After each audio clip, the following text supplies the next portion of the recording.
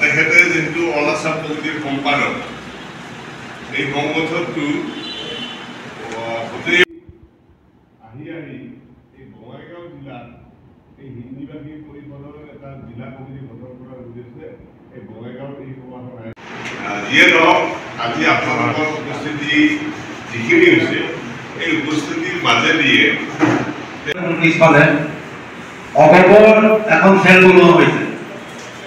এইটোৰ নাম অসম হিন্দীভাষী পৰিষদ। ইয়াত অসমৰ থকা বিভিন্ন ৰাজ্যৰ পৰা আহি ইয়াত বসবাস কৰা লোকসকলৰ বাবে এই পৰিষদখন গঠন কৰা হৈছে। तैयार होकर वो जोर से ताली बजा दो। मेरे साथ आप सभी एक बार बोल दीजिए, एजीपी जिंदाबाद, एजीपी जिंदाबाद। और आप सभी से मेरा अनुरोध है कि यहाँ पे जो हमारे जो पार्टी जो कैंडिडेट है, आप सभी का परिचित है, खलील चौधरी साहब, वो हमारे यहाँ से एमपी का टिकट पाए हैं, सांसद का टिकट पाए हैं। और आने वाले जो समय है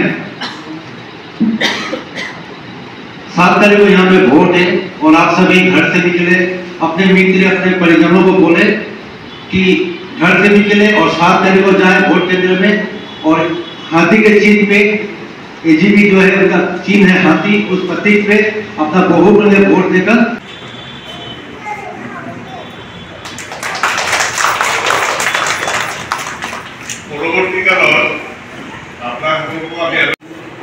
বঙাইগাঁও জিলাৰ আসাম হিন্দীভাষী পৰিষদৰ সভাপতি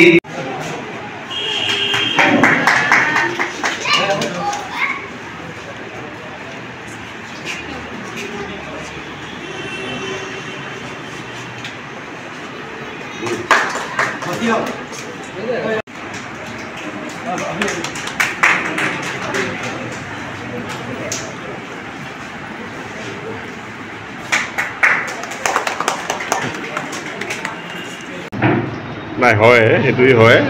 ইতিমধ্যে অসম হিন্দীভাষী পৰিষদৰ ফালৰ পৰা আমাৰ দিলীপ বাজপৰ ডাঙৰীয়াই নামনি অসমৰ বিভিন্ন জিলাত জিলা সমিতিসমূহ গঠন কৰি আহিছে আৰু তদ্ৰুপভাৱে আজি বঙাইগাঁও জিলাতো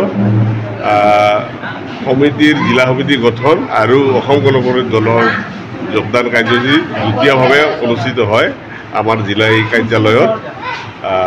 আমি সম্পাদক শ্ৰী দিলীপ বাজপৰক ধন্যবাদ জ্ঞাপন কৰিছিলোঁ এই প্ৰসংগত। ইয়াত দেখিছে আপোনাসকলে ভালেখিনি নিউ বঙাইগাঁও বা আমাৰ বৃহত্তৰ বঙাইগাঁও অঞ্চলত বসবাস কৰা মানুহ আছে।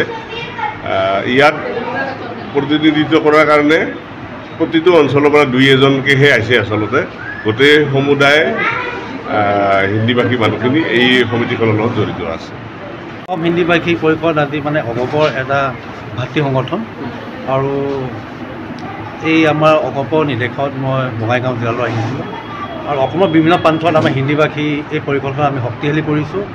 অসম গণ পৰিষদৰ মূল ভেটিখন আমি শক্তিশালী কৰিছোঁ আৰু আমি আজি বঙাইগাঁও জিলাখনৰ ডিষ্ট্ৰিক্ট কমিটি হিন্দীভাষী ডিষ্ট্ৰিক্ট কমিটিখন আমি ফৰ্ম কৰিলোঁ আৰু আজি খোলাৰ পৰা যিহেতু তথাপি ৰাইজ আহিলে কমিটিখন ফৰ্ম কৰিলোঁ। পৰৱৰ্তী সময়ত আমাৰ জইনিং প্ৰগ্ৰাম অব্যাহত থাকিব, বিভিন্ন প্ৰান্তত থাকিব। ইতিমধ্যে আমাৰ উজনি অসমত আমাৰ ইলেকশ্যন হৈ গ'ল, ভালে সংখ্যক আমাৰ এজিপি ছাপোৰ্ট আমি পালোঁ আৰু যোৱা 2 দিনৰ আগত আমাৰ বৰপেটাত আমাৰ জইনিং প্ৰগ্ৰাম আছিল, তাতো হ'ল। আজি বঙাইগাঁৱতো জইনিং প্ৰগ্ৰাম আছিলে, আমি সফল কাৰ্যসূচী এখন কৰিলোঁ। আগৰ দিনত আমাৰ এই পৰৱৰ্তী কাৰ্যসূচীখন আমাৰ ইলেকশ্যন নোহোৱা পৰ্যায়লৈকে আমাৰ আবদ্ধ থাকিব।